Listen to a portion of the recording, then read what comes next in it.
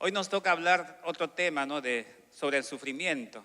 Y vamos a ver sobre la iglesia perseguida, que trae mucho sufrimiento, mucho dolor. Estamos viviendo tiempos finales, tiempos difíciles, donde tenemos que ser nosotros conscientes de esta realidad y no indiferentes, amados hermanos. El hecho de que en nuestro país haya libertad de poder reunirnos, tenemos toda la libertad nosotros para reunirnos, para predicar el evangelio, para poder confesar nuestra fe, para poder predicar a quien sea. Podemos reunirnos en nuestros hogares, no hay ninguna restricción. Pero en otros países sabemos que no es así. Tienen que hacerlo escondidas, tienen que realmente tener plena convicción de lo que hacen, porque muchas veces les cuesta la vida. Y en esta mañana yo quisiera, antes de comenzar esta enseñanza, orar una vez más, pedir al Señor que prepare nuestro corazón para que podamos recibir su palabra, esa verdad eterna que nos permita tener convicciones firmes. Vamos a orar. Padre, te damos gracias una vez más por este tiempo especial que nos regalas, la oportunidad de estar en tu presencia. Venimos a ti, Padre, con un corazón agradecido, con alabanza en nuestro corazón, Padre, sabiendo, Señor, que dependemos de tu mano. Tú eres, Señor, todo para nosotros. Sin ti, nada somos. Gracias, Padre. Disponemos nuestro corazón para tu palabra. Queremos, Señor, tener una buena tierra, un corazón dispuesto a la obediencia. No solamente, Padre, a que tú nos hables, sino a que lo pongamos por obra. Amado Dios, gracias. Bendice tu palabra y se extienda, se multiplique, corra, Padre. Bendito Dios, porque tu palabra cumple el propósito para el cual tú la envías. Gracias, Padre, te damos la gloria en el nombre de Jesús. Amén. Muy bien, vamos a ir al principio de esta enseñanza. La fidelidad implica dar la vida antes de negar al Señor Jesús. Si tú te pones a pensar en eso, ¿no? Tal vez no hemos pasado ese momento en que nos pongan un arma y nos digan, niega tu fe, reconoce que Jesús no es Dios. Entonces, ¿qué harías, no, en ese instante? No, pero en otros países sabemos que es así, ¿no? Muchas veces llegan a la prisión o hasta a la pena de muerte solamente por no negar su fe. Y cuando vemos a los apóstoles, cuando iniciaron la iglesia, vemos que todo tipo de maldades que se levantó para que negaran su fe, pero ellos no temieron ni a los leones, no temieron el fuego, no temieron la muerte, ¿no? Con tal de no negar su fe, porque tenían claro en su corazón lo que significaba Dios en sus vidas. Amados hermanos, el punto es eso, tener convicciones firmes.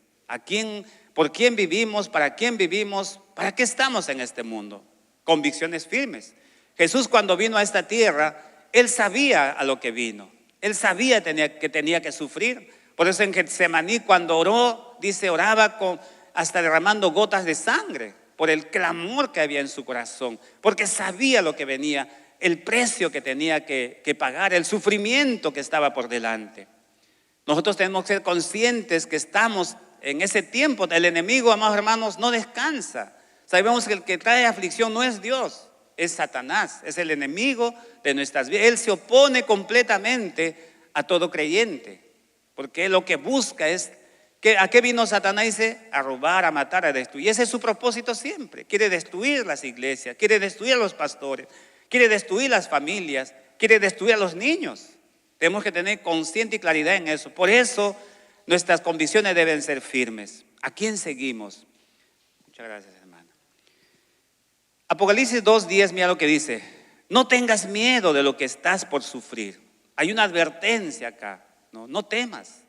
No te atemorices porque por lo que vas a sufrir. Te advierto que el diablo meterá a algunos de ustedes en la cárcel para ponerlos a prueba y sufrirán aflicciones durante 10 días.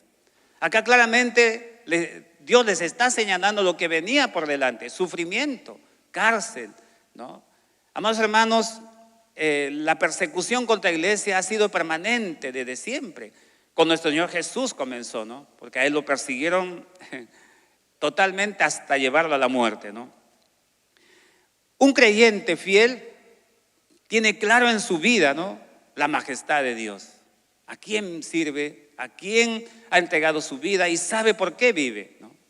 Un creyente fiel. Entonces siempre va a optar por honrar a Dios en medio de cualquier circunstancia. Porque lo que el enemigo busca es desanimarnos, desalentarnos, derrotarnos, que seamos creyentes ahí todo abatidos, ¿no? Que no podemos llevar el evangelio, porque cuando uno está abatido no tiene ganas ni de orar, no tiene ganas de leer la palabra, menos de predicar el evangelio, ¿no? Porque usted dice, pues no me funciona, no pasa nada, ¿no? Eso es lo que busca el enemigo, derrotarnos, amados hermanos. Entonces es necesario entender por qué vienen todos los sufrimientos, ¿no? Vamos a avanzar. Vamos a estudiar sobre la iglesia de Esmirna, ¿no? Esmirna proviene de la palabra griega mirra. Es una planta aromática para hacer perfumes y para embalsamar cadáveres. Desde ahí nomás mira el nombre, ¿no? Ya está relacionada con el dolor, con el sufrimiento, porque la muerte siempre trae sufrimiento, amados hermanos, siempre trae dolor. Entonces mira, era esta planta utilizada para embalsamar los muertos. Y este es uno de los regalos que recibió nuestro Señor Jesús cuando vinieron los sabios del oriente, ¿no? También le dieron mirra, aparte de oro, ¿no? Entonces, ¿qué vemos acá? La representación de que lo que él tenía que pasar, tenía que sufrir, su vida estaba marcada por el dolor. Y lo encontramos dentro de las profecías que hablaban de nuestro Señor, esta realidad, ¿no? En Isaías 53 claramente dice, en el 2 al 5, ¿no? Dice, no había belleza en él ni majestad alguna, su aspecto no era atractivo y nada de su apariencia lo hacía deseable. Despreciado y rechazado por los hombres, varón de dolores, habituado al sufrimiento. Ese era el destino de nuestro Señor. Y por eso la mirra, que representa todo el propósito de su vida, también simboliza el sufrimiento y muerte de Cristo y de quienes han de sufrir a causa de su fe en Jesucristo. Amados hermanos, dentro de ello no solamente está involucrado nuestro Señor, sino también todos los que hemos de sufrir por causa de nuestra fe. Así que a veces no predicamos un evangelio de bendición solamente, ¿no? O de cogernos todas las promesas de la Biblia y vivir declarando las promesas. Pero cuando vemos el trasfondo de todo esto, vemos que hay un costo grande, que el ser hijos de Dios no implica solamente vivir bajo bendición, buscar la felicidad, buscar todo lo bueno que este mundo te puede dar, no, porque estamos en un mundo donde Satanás se ha enseñoreado, es el príncipe de este mundo. Avancemos con esta enseñanza. La iglesia de Esmirna representa a la iglesia perseguida, porque desde su nombre vemos, ¿no?, que está señalada para el sufrimiento. Entonces, cuando leemos este pasaje en Apocalipsis, entendemos, ¿no?, que lo que esta iglesia sufrió por la cultura idolátrica contra Dios, porque era una cultura totalmente pagana lo que estaba establecido en su entorno, ¿no? Empezando por los judíos. Los judíos mismos se oponían contra la iglesia, contra los creyentes. Desde Jesús nosotros sabemos, ¿no? Los judíos se opusieron completamente contra su rey. Ellos, ¿qué dijeron cuando Pilatos le dijo, he aquí a su rey? Dijo, no tenemos más rey que el César. Ellos también se opusieron al Señor y persiguieron siempre a la iglesia. Había una cultura totalmente de idolatría donde en esta iglesia de Esmirna, ¿no?, su entorno estaba rodeado de los dioses paganos que tenía el Imperio Romano, ¿no? También había una cultura totalmente religiosa, contraria a Dios. Por eso Jesús también cuando vino encontró a los líderes religiosos que dice, ¿no?, dice, este pueblo de labios me alaba, pero su corazón está lejos de mí. Religiosidad, pura religiosidad, ¿no? Se golpeaban el pecho, hacían ayunos y todo, pero era solo religiosidad, totalmente lejos del corazón de Dios. Amados hermanos, hoy en día, si vemos nuestro país, ¿cómo es nuestro país? Nosotros por cultura somos una nación idólatra. Hasta en la misma Constitución dice que nuestro país profesa la fe católica y el gobierno lo apoya. Así dice el artículo, claro, en la Constitución. recibe el apoyo del gobierno.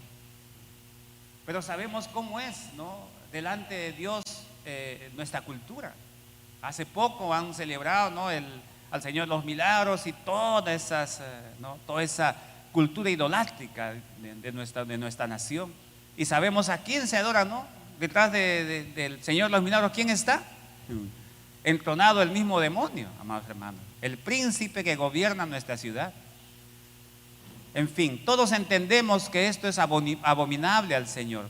Y dentro de esta iglesia de Esmirna, o sea, en su entorno había ese tipo de idolatría, ¿no? Ellos profesaban al César. El César se había endiosado, era por ley, por decreto, el Senado lo había puesto en ese alto grado de un dios, ¿no? Y él pues consentía, dice César Augusto, ¿no? Era el que gobernaba en el tiempo del nacimiento de nuestro Señor. Y en su moneda estaba impreso ahí la divinidad del César, ¿no? Él es el Señor, así decía. Y por eso esa cultura era totalmente centrada en su rey. El rey lo adoraban, ¿no? A él lo aclamaban. Y nosotros en nuestro país también así era, ¿no? Con el Inca. El Inca era un dios, ¿no? Que lo adoraban, amados hermanos. O sea, esa cultura siempre el enemigo ha levantado. ¿Para qué? Para entronar al mismo hombre, para no tener esa relación con Dios, ¿no? En Mateo 5, 13 al 16 dice: vosotros sois la sal de la tierra, pero si la sal se desvaneciere, ¿con qué será salada? No sirve para nada. También dice: vosotros sois la luz del mundo. Una ciudad sentada sobre un monte no se puede esconder. Amados hermanos, Dios nos ha llamado a ser luz y sal de esta tierra. Tenemos que desechar completamente esa cultura idólatra y cultura religiosa que tal vez todavía esté impregnada en nuestras vidas. Muchas veces portamos Biblia, venimos al templo, alabamos al Señor, pero nuestra vida no es conforme a lo que profesamos acá. A veces no, acá somos de una conducta, pero en nuestro hogar, en nuestro trabajo, en donde estemos, somos diferentes. Y eso es religiosidad, ¿no? Esa es idolatría. Por eso tal vez la iglesia en este tiempo está sufriendo un bajón, ¿no? Está sufriendo una dificultad grande. Debería expandirse. Estamos en el tiempo final. Vemos las señales, amados hermanos. Vemos cómo se están sucediendo las guerras, una muestra clara del tiempo final. Todo lo que está pasando en el Medio Oriente y en nuestro país, las cosas se están complicando cada vez más.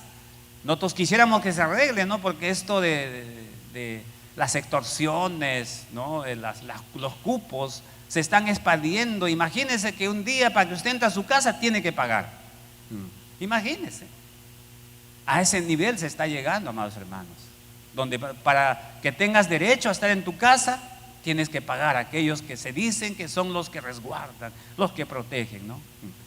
Amados hermanos, la maldad se ha multiplicado en gran manera. Señal clara de que nuestro Señor viene. ¿Cómo debe estar la iglesia?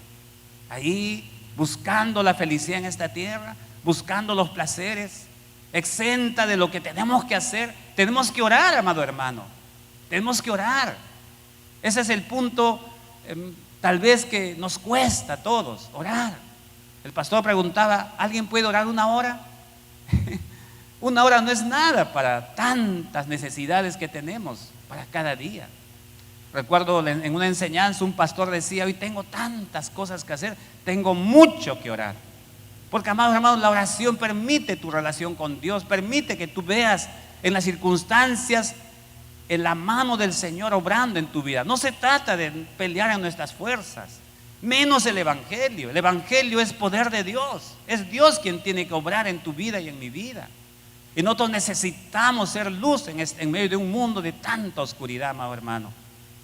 El otro día yo sacaba agua ahí, porque como a la hora de lavar pues sale bastante agua, ¿no? Entonces yo quería regar afuera. Entonces saqué una bandeja, y para que mis perros no, ellos siempre se quieren escapar, ¿no? Para que no salgan, entonces yo cuidando pongo la batea afuera. Y en eso pasa un hombre. Y este hombre estaba, no sé, amargado, y me dice: cuidadito que me moje. Y empezó a aventar la mar y todo, como decir que ya me quería matar ese hombre. Yo no había hecho nada. Yo me quedé sorprendido. ¿Qué pasa, no? Así está el mundo, amados hermanos, en oscuridad, porque no conocen a Dios, ¿no? Y en ese momento yo, cuando leo la palabra, viendo el tiempo con la palabra, y leo, dice, ¿no?, que a ese tipo de personas, ¿qué uno debe hacer? Bendecirlos. Uy, me faltó eso. Dije, aún no aprendo, digo, aún me falta, digo, porque no reaccioné bendiciendo su vida, porque ese hombre necesita de Dios, amado hermano. ¿Cuál será su vida? Yo, pensando en él, ¿no?, reflexionaba: el Señor, un día que lo vea, me pararé delante, porque él pasa por ahí, lo he visto varias veces. Entonces le diré: disculpe, ¿puedo un momento compartirle lo que el Señor tiene para su vida? Si Dios toca su corazón, podrá escuchar, amado hermano. Pero es nuestra tarea. Tenemos que ser valientes y esforzados. No podemos amilanarnos, ¿no?, ante un mundo de oscuridad. Sabemos quién es el que gobierna estas vidas. Es Satanás. Por eso tenemos que entender que hay una persecución, amado hermano, en nuestras vidas. Satanás está buscando en toda forma acallarnos, pero avancemos. La situación de la iglesia de Esmirna, Apocalipsis 2:9, mira lo que dice: conozco tus sufrimientos y tu pobreza. Era una iglesia pobre, pequeña, de gente totalmente, ¿no?, en esa realidad de la dificultad económica, o de todo tipo de dificultades, ¿no? Porque la pobreza, amado hermano, trae tanta complicación.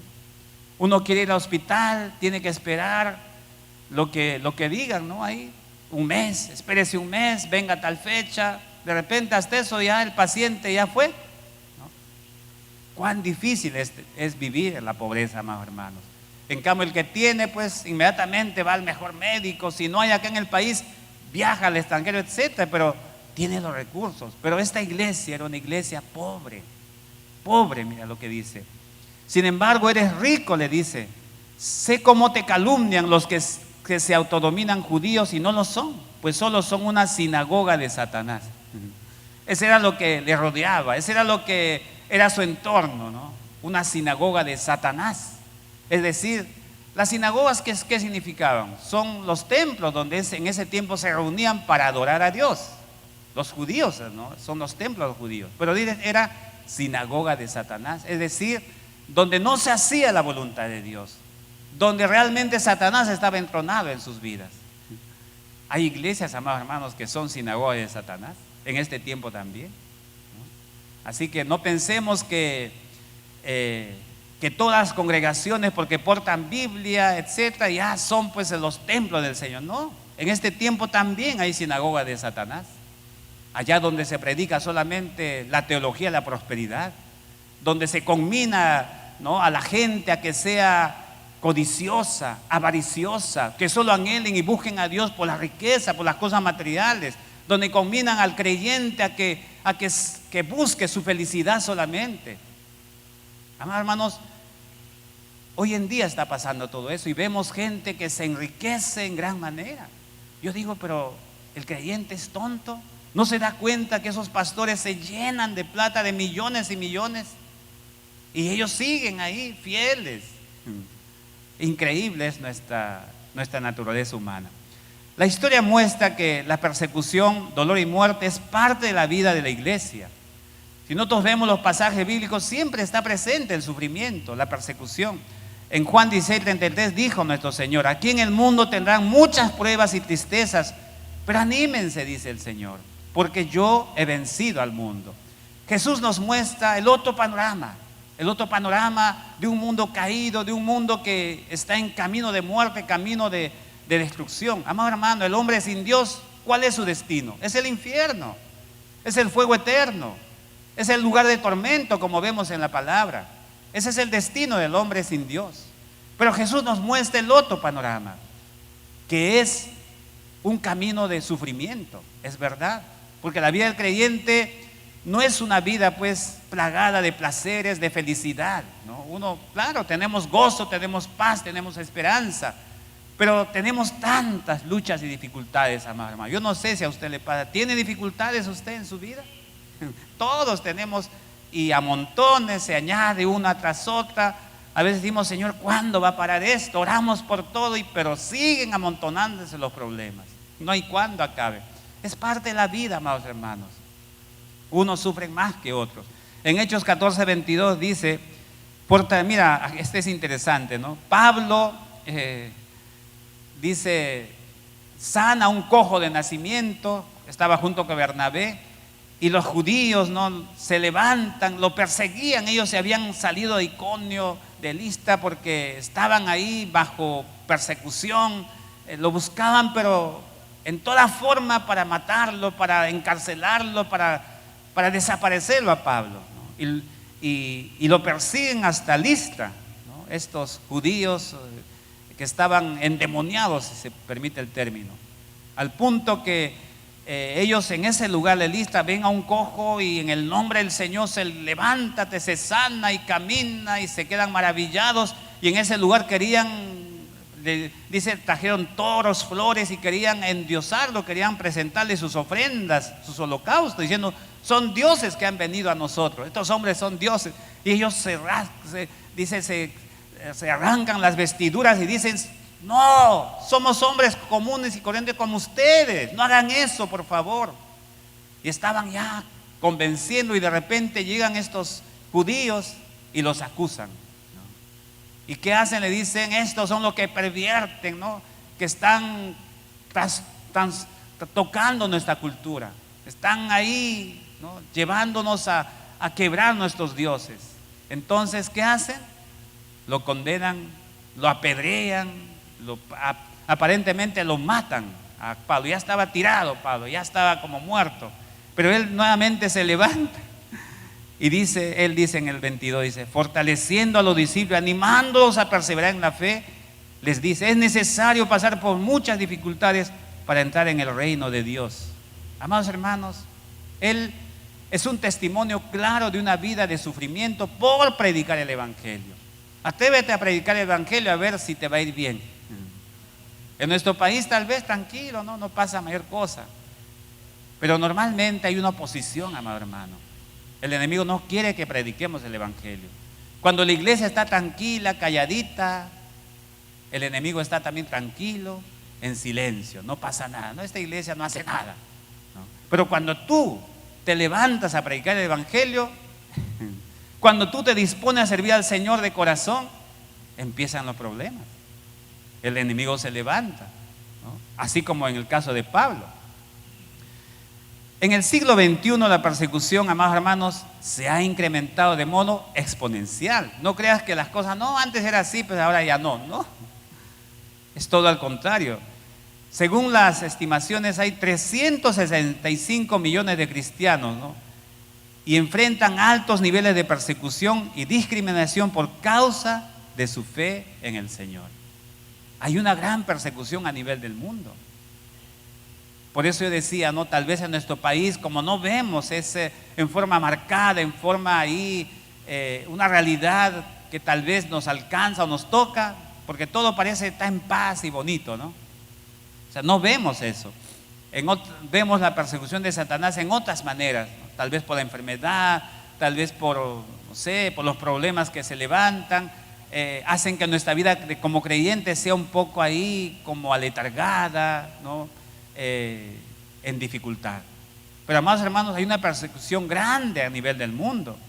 Cuando leía esta situación, realmente encarcelan, hay un odio grande hacia la iglesia, hacia todo que profesa el evangelio, aquel que confiesa a Jesucristo.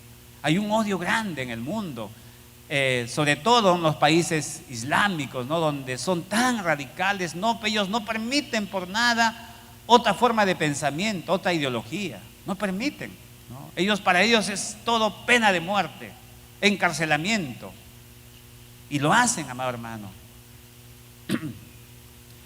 En esta realidad, 1 de cada 7 cristianos es perseguido. Imagínense esa cifra, ¿no? Así está a nivel global, a nivel del mundo, ¿no? Así está, 1 de cada 7 sufre persecución, sufre sufrimiento por causa de su fe. Busca en toda forma el enemigo hacer negar su fe.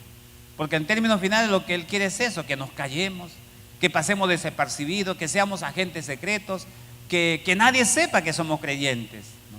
Que somos como el común de la gente y queremos adaptarnos a la realidad de este mundo. Y no es así, amados hermanos. Nosotros somos luz y sal de esta tierra.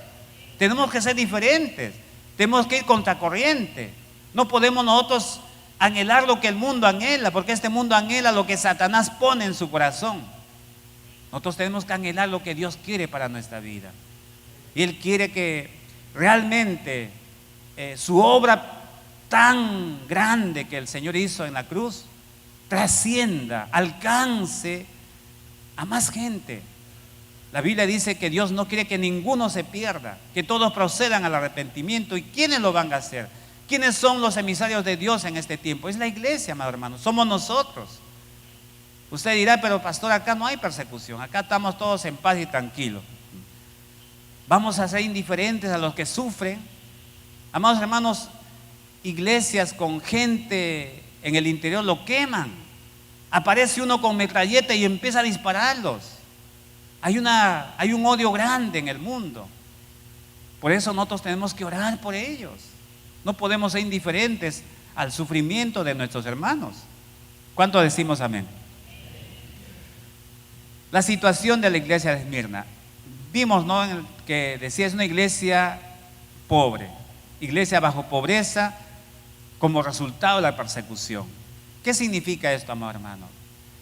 En esos países, por causa de su fe, son despojados de sus trabajos, son deportados, les quitan sus bienes, los apartan de sus familias, y eso produce una dificultad grande. Estamos viendo a nuestros hermanos de Venezuela, vienen a nuestro país buscando un futuro, queriendo de alguna forma salir adelante, y nosotros vemos, ¿no?, que han encontrado una forma de encontrar en las calles, ¿no?, el poder negociar algo para poder llevar pan a sus hogares. Hay una dificultad grande. Imagínese usted que le despojen de su hogar, de su casa, ¿no?, y tenga que buscar la forma de sobrevivir. La iglesia perseguida más o menos tiene esa realidad. Ellos no tienen las ventajas que los demás ciudadanos tienen. No le dan trabajo, y esto trae en toda forma dificultad en la economía. Por eso es una iglesia pobre. La pobreza afecta a cristianos perseguidos y tienen que emigrar por causa de su fe. Tienen que salir, tienen que simplemente, si quieren salvar sus vidas, tienen que emigrar, así como en la iglesia primitiva, ¿no? ¿Qué pasaba al inicio de la iglesia? Ellos tenían que salir porque estaban amenazados de muerte, y Pablo, que era uno de los perseguidores, ¿no?, él aún pedía, ¿no?, cartas de poder. ¿Para qué? Para ir y perseguirlos aún en otras ciudades. Y ahí es donde el Señor le encuentra, ¿no? El 80% de expatriados religiosos son cristianos. Por su fe, o sea, por su creencia, por su ideología, la gran mayoría son cristianos. Son aquellos que profesan la fe en Jesucristo. Esa es la realidad, amados hermanos. La situación de esta iglesia, y una iglesia bajo descrédito de los partidarios de una religión. ¿De qué religión? Los judíos principalmente, ¿no? Ellos odiaban a los cristianos porque ellos pues ya no pues estaban en la ley, ¿no?, bajo la ley, bajo los holocaustos, bajo todo lo que el judío tiene por tradición. Pero también estaban los que adoraban al César.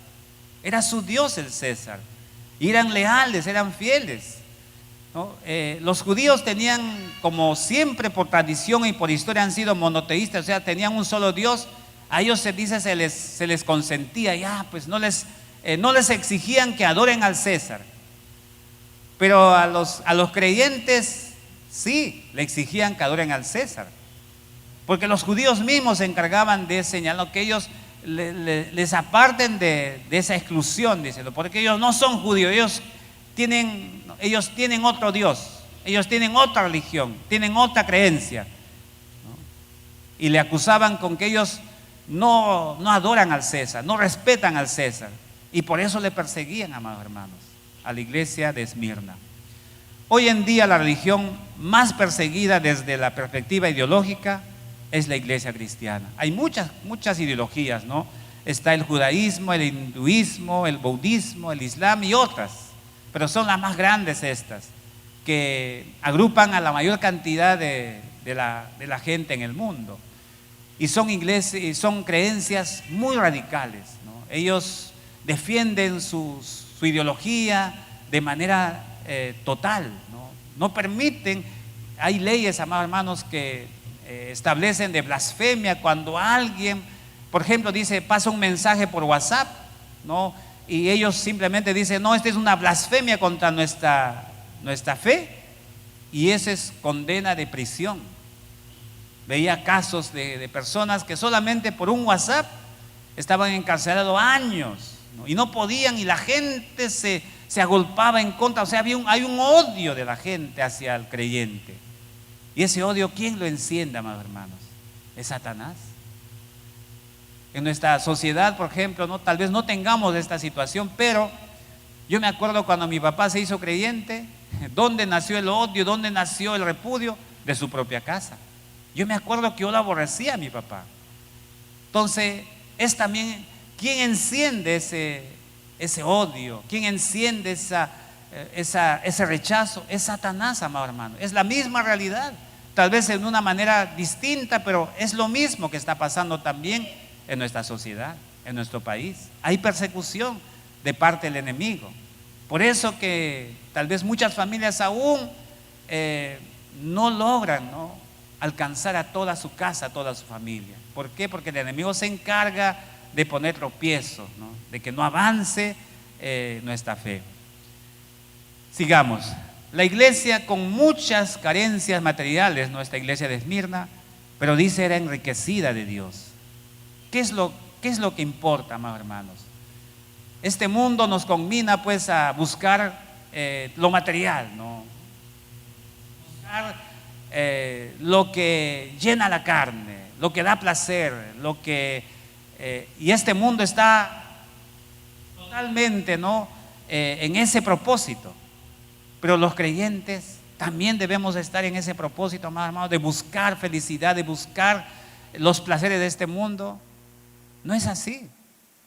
Ese no es nuestro objetivo. Ese no es nuestro llamado. Ese no es la voluntad del Señor. Yo no digo que sea malo tener comodidades, ¿no? Si Dios te lo da, bendecido eres. Si Dios te permite, está bien. Es parte de lo que vemos también dentro de... No es que Dios quiera que nosotros seamos solamente los pobres sufrientes. No, amado hermano, tampoco es así. Sino estamos viendo simplemente que hay una lucha grande, enorme, por causa de nuestra fe. El enemigo busca en toda forma atormentarnos, desanimarnos en términos finales, ¿no? La verdadera riqueza, la que Dios aprueba, tiene que ver con lo que somos en medio de las circunstancias de la vida. ¿Cuál es tu actitud frente a tu realidad? Por eso decía al comienzo, lo que vale es la claridad que tú tengas de tu fe, tus conceptos, aquello que realmente tú crees es lo que va a guiar tu vida, tu corazón en medio de todo, aún en medio del sufrimiento. El sufrimiento es parte de la vida, como vemos, pero lo que importa es cuál es tu actitud, cómo tú lo ves. Pablo decía cuando estaba en la cárcel, ¿qué decía? Yo soy preso del Señor. Él no decía, estoy preso porque ¿para qué he predicado? ¿Para qué voy? ¿Para qué le sirve a Dios? No, él no se quejaba, estaba feliz de estar preso. Soy preso del Señor. Que él decía, ¿no?, aún sin merecerlo, porque él decía, soy el peor de todos, ¿no?, dentro de los creyentes, porque él decía, no merezco nada, pero sin embargo Dios le había dado el privilegio de sufrir, el privilegio de ser uno de los que, ¿no?, son parte del reino de Dios. Por eso que él en medio de la cárcel, en el lugar más recóndito, ahí golpeado, atado, encadenado, ¿qué hacía Pablo? Se quejaba. No, amados hermanos, alababa al Señor. Alababa al Señor. Y de todo su corazón, porque a gran voz dice, alababa al Señor, que toda la cárcel oía. Qué grande testimonio era. Por eso lo importante es cuál es nuestra actitud frente a las realidades que nos toca vivir. No de queja, amado hermano, porque la queja es normal y común. Ay, es que me hacen esto, es que no pasa nada, es que tantas cosas podemos quejarnos. Llevo el evangelio y me va mal. Es queja, porque cuando tú lo haces con amor no te vas a quejar, amado hermano. Así te vaya recontra mal, no te vas a quejar, vas a dar gloria al Señor. Porque en fin de cuentas Dios tiene control de todo. Él tiene control de todo. Cada circunstancia que permite en tu vida está en las manos de Dios. Mateo 6, 19 al 21 dice: recuerden que la verdadera riqueza consiste en obedecerme de todo corazón. Eso dice Dios. ¿Cuál es la verdadera riqueza? Mira, les voy a leer un poquito para que lo entiendan. No traten de amontonar riquezas aquí en la tierra. Esas cosas se echan a perder o son destruidas por la polilla. Además, los ladrones pueden entrar y robarlas. Es mejor que amontonen riquezas en el cielo. Allí nada se echa a perder, ni la polilla lo destruye, tampoco los ladrones pueden entrar y robar. Entonces en el 21 dice: recuerden que la verdadera riqueza consiste en obedecerme de todo corazón. Esa es la verdadera riqueza para Dios, que tú y yo le obedezcamos a Dios como de todo corazón. Por eso tenemos que congregarnos, por eso tenemos que participar de los tiempos de oración, por eso tenemos que llevar la palabra en todo tiempo, por eso tenemos que orar sin cesar, depender de Dios siempre, amado hermano, porque si no vamos a fallarle al Señor. ¿Por qué necesitamos ser edificados en todo tiempo? Porque la palabra siempre nos va a llenar nuestro corazón del pensamiento de Cristo. Necesitamos nosotros participar de todas las oportunidades que Dios nos da. ¿Para qué? Para meditar en su palabra. A Dios le agrada que estemos juntos y en armonía, dice la Biblia. Amados hermanos, a veces yo le hablo con corazón de pastor. A veces a mí me apena cuando la iglesia no se congrega. Me apena porque yo sé que el corazón de Dios es que sus hijos vengan. Usted en su casa, cuando hace una reunión, anhela que venga su familia. Imagínese que usted prepare la comida diciendo: van a venir todos mis hijos, toda mi familia va a venir hoy día porque es un día especial. Usted prepara todo y de repente pasan las horas y nadie se aparece. O vienen unos cuantos y dice: son todo, y todo se queda, ¿no? Amado hermano, es así más o menos. Hay un ausentismo en la iglesia. Y es triste, ¿no? Porque en la medida que el hombre se aparta de Dios, en esa medida Satanás está feliz. Él está contento. Yo me imagino que cada uno tiene problemas. Es normal. Todos tienen cargas, tienen dificultades, tienen afanes. Entonces dicen: pastor, es que no tengo tiempo. No tengo tiempo para ir al tiempo de la oración. No tengo tiempo para la enseñanza, el estudio bíblico. No tengo tiempo. Menos para ir a predicar el evangelio. Amados hermanos, estamos siendo indiferentes al corazón de Dios. ¿Acaso es el pastor quien convoca? Es Dios quien convoca cada reunión. Por eso debemos tener en nuestro corazón esa fidelidad. Dice: la riqueza verdadera es obediencia de corazón. Y parte de la obediencia, amado hermano, es congregarnos. Congregarnos con un corazón realmente dispuesto a adorar a nuestro Señor. Es ahí donde Dios nos conmina a hacer su voluntad. Dios usa al pastor porque es su instrumento. ¿A quién le comunica el ángel en las iglesias de Apocalipsis? ¿A quién? Al ángel de la iglesia. ¿Y quién es? El pastor. Dios comunica, le da su mensaje, le muestra cómo está la iglesia. Y acá también es lo mismo, amado hermano. Es por eso que es necesario congregarnos permanentemente, sin desmayar, sin queja, con un corazón dispuesto a escuchar lo que Dios tiene para nosotros. Avancemos. La persecución contra la iglesia se incrementa con el paso de los tiempos. Esa es una realidad. No podemos pensar que, no, pues, conforme avanza la cultura, conforme avanza el evangelio, ya todo esto va a decaer. No. Si vemos las estadísticas, cada vez se incrementa más y más. ¿Por qué, amado hermano? Porque el enemigo sabe que queda poco tiempo, ¿no?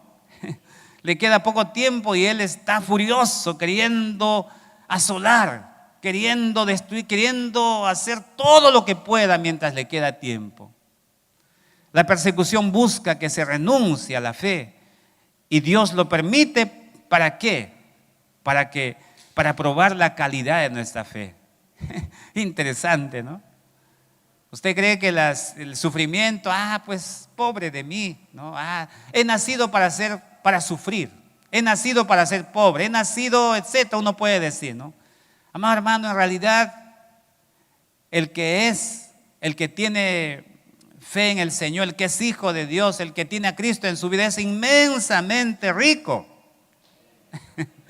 Su riqueza no tiene límites. Nuestra riqueza es tan grande, amados hermanos, y eso lo dice Efesios, ¿no?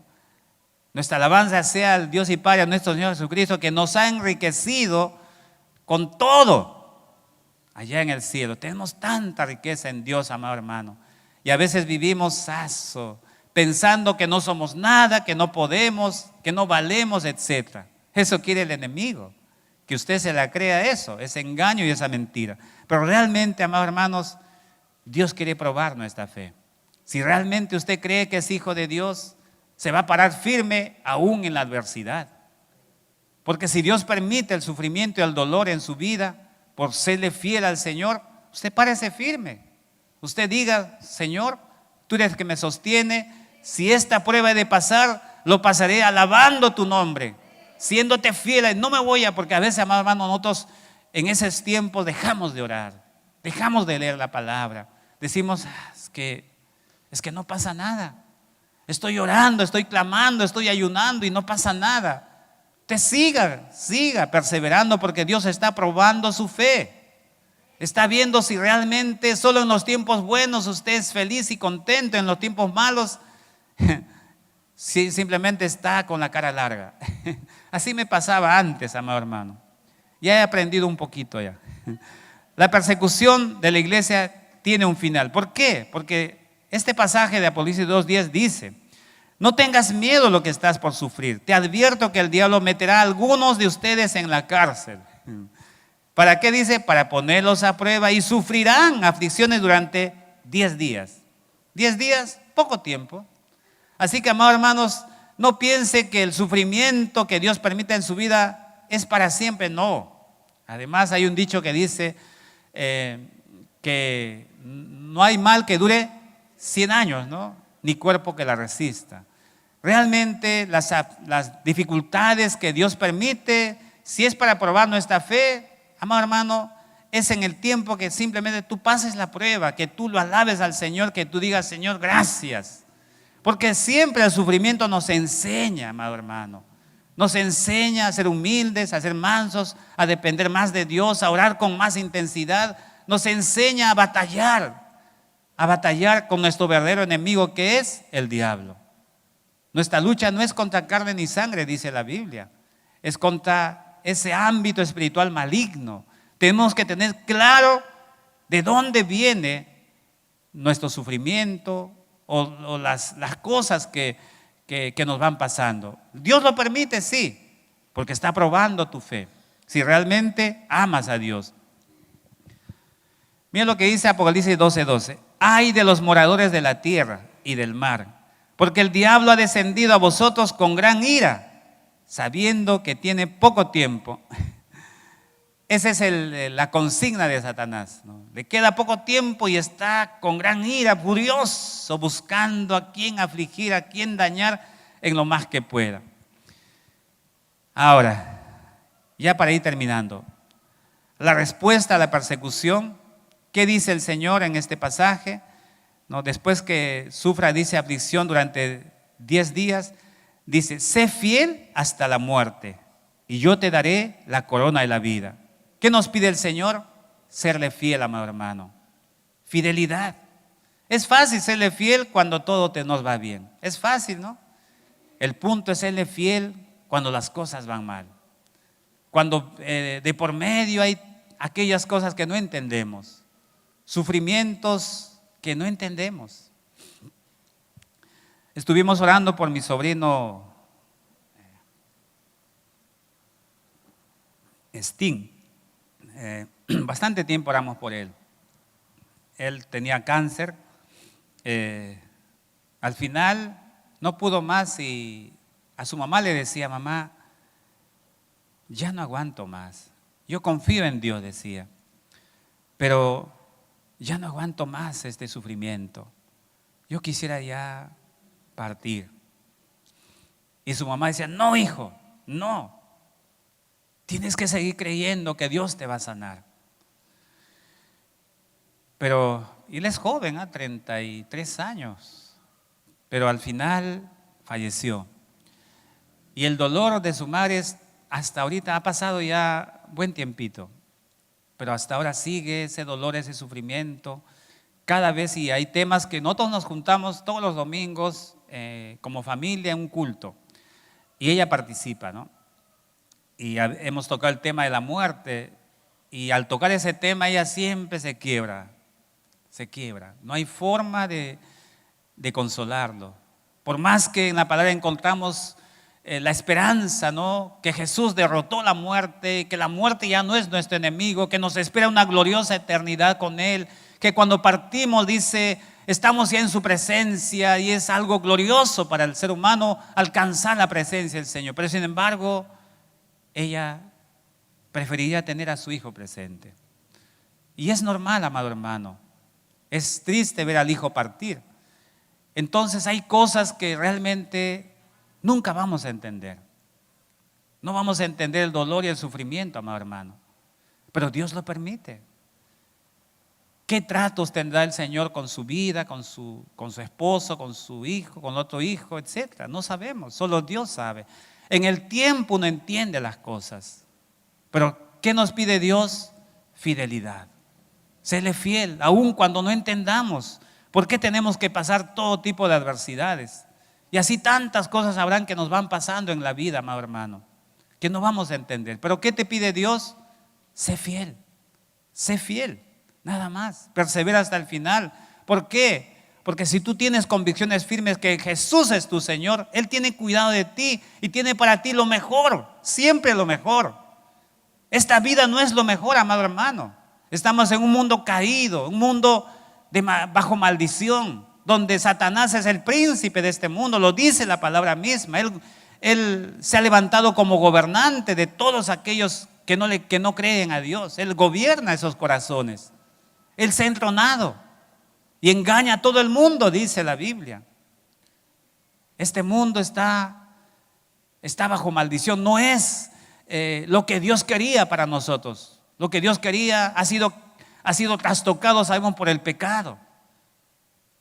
Pero la muerte nos va a acercar a esa gloria eterna con Dios. Yo no digo que deseemos la muerte, sino, amados hermanos, que batallemos hasta el final, mientras tenemos vida en esta tierra. ¿Para qué nos aferramos a la vida? Para cumplir la voluntad de Dios, no para otra cosa, no para los placeres, no para las cosas que este mundo te ofrece, sino para que se cumpla en Dios lo que Él ha propuesto para tu vida. Entonces debemos esforzarnos por serle fiel a nuestro Señor, sea cual sea la situación que Él permita para nuestra vida. No con queja. Es triste quejarse, amado hermano, ante un Dios que tiene lo mejor para ti y uno se queje porque Dios te permite una aflicción. No. Generalmente las cosas grandes y buenas para tu vida vienen después de la tormenta, después de la aflicción, para que tú realmente valores lo que Dios te da. Porque a veces no valoramos lo que tenemos. Siempre estamos pensando en algo más, algo mejor, algo... No, valora lo que tienes. ¿Tienes familia? Valóralo, ámalo. Dale un buen testimonio, deja legado. Porque hay muchos que vienen a la iglesia y dicen: no, esta iglesia no me gusta, no me conviene, no se adapta a mí, no es lo que yo quiero. Entonces esa iglesia te necesita porque tal vez tú haces falta ahí. Porque eso es lo que tú ves que le falta, eso es lo que Dios quiere poner en ese lugar. Porque es fácil, ¿no? Esas personas que solo se quejan son aquellos que nunca atan ni desatan. Solo critican, nada más. Terminemos ¿Cuál es nuestra responsabilidad frente a la persecución y al sufrimiento? Oremos por la iglesia perseguida. Son hermanos nuestros en la fe. Tenemos que orar, amado hermano. Hay una realidad terrible en el mundo. Hay una realidad grande. En Colombia hay una persecución grande contra los creyentes. En México, en Nicaragua, en varios lugares, en Bolivia también. Y en nuestro país pronto tal vez llegue. Tal vez así despierte a la iglesia a ser más apasionados con el Señor.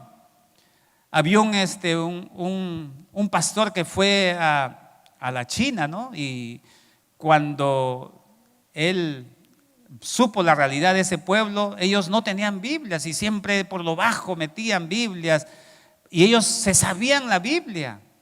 Entonces, ya cuando le daba la mano de despedida a los hermanos, le decían, yo quisiera que mi país sea como tu país. Y él decía, no, decía, ¿por qué? Ellos se quedan sorprendidos porque en su país pues hay libertad, ¿no? Pero allí no. En mi país tenemos tanta libertad, que tenemos tanta facilidad para tener Biblias, etcétera.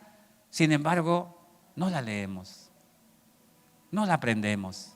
Pero ustedes cuando tienen un pequeño texto la devoran, lo memorizan, lo guardan en su corazón y lo viven. Yo quisiera que mi país sea como tu país, decía.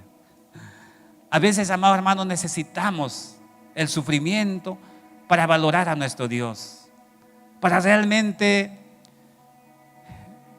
ver lo bueno y maravilloso que Él es con nuestra vida. Somos hijos de Dios, somos hijos del Rey, servimos al Señor. Qué grande privilegio nos da Dios. No debe llenarnos eso de gozo, de alegría. ¿Qué importa el sufrimiento? ¿Qué importan las dificultades? Nuestra realidad es grande con el Señor. Por eso necesitamos orar por aquellos que sufren. Son nuestros hermanos. Dice en 1 Corintios 12:26, si un miembro del cuerpo sufre, todos los demás sufren también. Si un miembro recibe atención especial, todos los demás también comparten su alegría. Amados hermanos, no podemos ser indiferentes a la iglesia perseguida. Necesitamos orar en todo tiempo por ellos. ¿Cuánto decimos amén? Finalmente, imitar la fe de quienes están dispuestos a dar su vida, pero nunca claudicar nuestra fe. Imitemos esa gente que va a las naciones llevando el evangelio, está dispuesta a dar su vida. Es fácil no vivir en comodidad. Había un médico que terminó su carrera y sus compañeros le decían, y ahora vas a abrir un consultorio, pues eres una eminencia. No, me voy de misiones. ¿Qué? ¿Estás loco? ¿Cómo vas a, después de tantos años, ir de misiones? ¿A servir? ¿Para eso has estudiado? Sí, es el llamado de Dios. Y cuando fue a las misiones, murió, amado hermano. Y todos decían, pero qué desperdicio. A veces uno no entiende, ¿no? No entiende cuál es su llamado, cuál es su propósito. Uno piensa que las cosas tienen que ser solamente persecución de riquezas, de cosas materiales, fama, no sé, los laureles de este mundo. No, es lo que Dios quiere para tu vida. Cuando este médico murió matado ahí en Ecuador, dice, por a donde él había ido a predicar el evangelio, en el tiempo ese lugar se convirtió al Señor. Él fue el fruto, él fue una semilla que después dio fruto. Dios usó su vida para que después vieran que este hombre dio su vida porque el evangelio llegue a ese lugar. Él fue la semilla, para eso se preparó. Es increíble, amados hermanos, lo que Dios hace. Por eso debemos estar dispuestos a imitar a aquellos que entregaron su propia vida por causa de nuestro Señor. Amén, hermanos. Bien, ¿qué tal si nos ponemos de pie y podamos orar?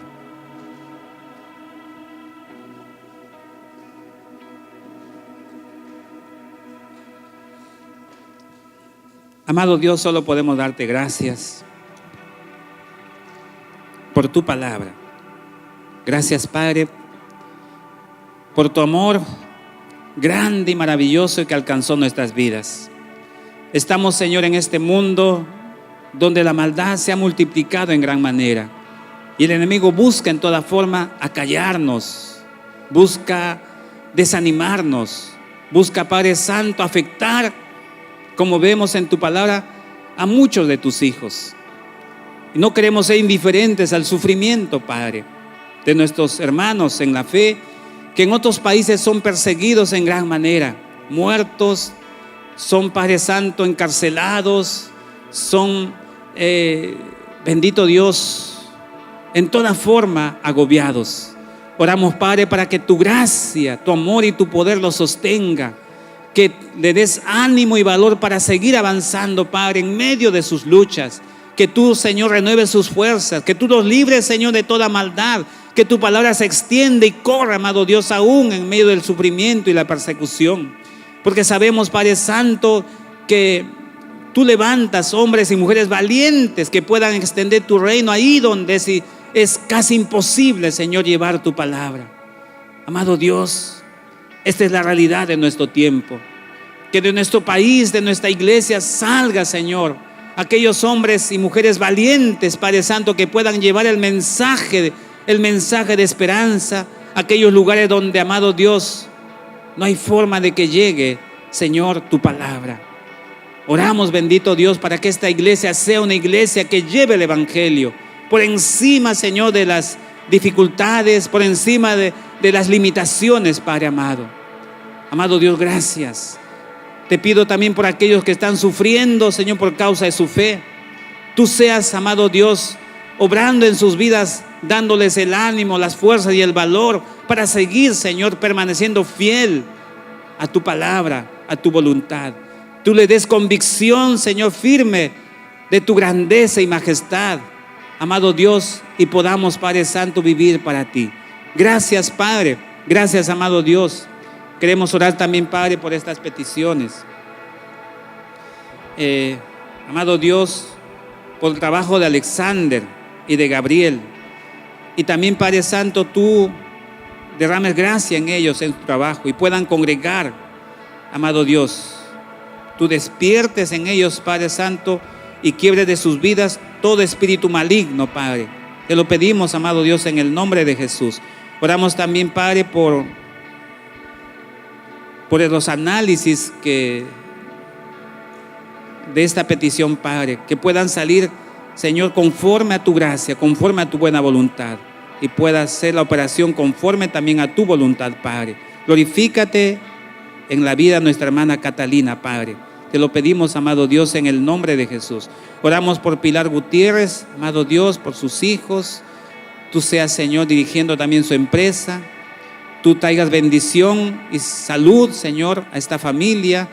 Hagas un milagro, Señor, en esta vida. Un milagro, Señor, para que se levante de la silla de ruedas. Glorifícate en esta vida, Padre, en el nombre de Jesús. Gracias, amado Dios, te damos a ti la gloria y la honra en el nombre de Jesús. Amén y amén. Dios me los bendiga, amados hermanos.